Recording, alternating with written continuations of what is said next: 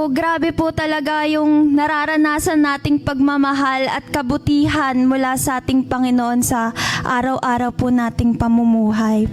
Amen. So, gusto ko lang pong i-share yung isa po sa napakaraming ginawa ni Lord sa buhay ko po na kaligtasan at pagmamahal na ginawa niya po sa aking buhay. So, noong nakaraang taon po, taon ng 2024, ako po ay nagkaroon ng isang malubhang sakit. Noong January po hanggang March ng 2024, ako po ay nagkaroon ng sakit po sa utak. So, ang findings daw po ng mga doktor ay brain hemorrhage, kung saan yung kaliwang parte po ng utak ko ay nagkaroon po ng namumuo po na dugo.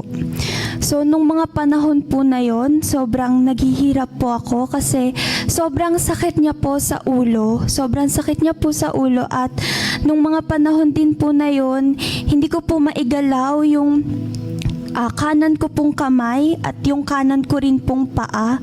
So, hindi po ako nakakalakad at hindi ko rin po kayang tumayo. So, yung ganun pong klaseng sakit, ang sabi po ng mga doktor doon is nagkakaroon po ng ganun yung mga naaaksidente o natatamaan po sa ulo ng malakas. Pero wala pong nangyaring ganun sa akin. Kaya nagtataka po talaga kami ng mga panahon na yon. Bakit? Bakit po nagkaroon ng ganun? Ano po yung rason? And then dun po dumating sila Pastora Sara and si Pastor Jack po sa bahay po namin at sinabi po nila na minsan po yung reason ng physical na sakit is dahil po sa spiritual na sakit. Dahil may dinadala po tayong sakit sa puso natin na sobrang bigat po ng puso natin. Kaya ang nangyayari po, nagiging totoong sakit po siya na physical. At ang sabi po ng doktor sa akin noon, binigyan po nila ako ng 2 linggo. 2 linggo para magpahinga. At nung mga panahon po na yon, sabi po nila, sa 2 linggo po na yon, kailangan pong lumiit nung dugo, nung pamumuo ng dugo. Natulog po ako noon ng sobrang bigat ng puso ko. Pero pagkatulog ko po, after ilang oras, bigla po akong nagising. Tapos may nahit po sa puso ko na word ni God. Na yung word ni God na yon is, I am your number 1 Savior. So nung nahit po sa puso ko noon, yung word ni God na, I am your number 1 Savior, dun po nawala yung takot ko, yung bigat, na kahit hindi pa natatapos yung 2 linggo na yon, alam ko na may plano si Lord. At sabi ko kay Lord, Lord, yung tiwala ko, 100% itataas ko na sa'yo. Hindi ko naiisipin ano yung reason or bakit nagkaganito, ipagkakatiwala ko na lang sa'yo, Lord. At nung 2 linggo na po na yun, nawala na po yung takot ko. At sa habag po ng Diyos, after po ng 2 linggo, thank God, lumiit po yung dugo sa aking utak nang wala po ako nung iniinom na gamot. At pagkatapos po ng 2 pa pong linggo, completely wala na po.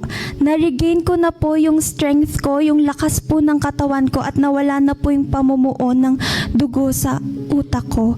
At nagpapasalamat po ako kay Lord dahil dun sa binigay niyang kaligtasan na dahil po dun sa kaligtasan na yon, naging mas matatag, mas matibay po yung pananampalataya ko kay Lord. At maraming salamat din po kay Lord dahil nagpadala po siya ng mga tao, sila Apostle Rudy po, sila Pastora Sara, Pastor Jack, yung family ko po, at yung mga kaibigan at lahat po ng mga kapatiran na nag-pray po para sa akin. Maraming salamat po dahil dala-dala po ninyo ang word ni God at maraming salamat po kay God dahil dun ko po na-realize na yung buhay po ng bawat isa may purpose, na meron pong halaga yung buhay po natin, na yung simpleng paggising po natin sa bawat araw ay biyaya, regalo na po yun ni Lord.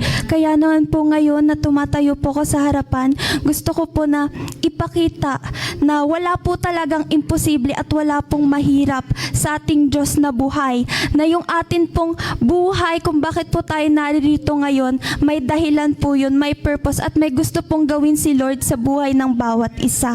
Praise God. Amen.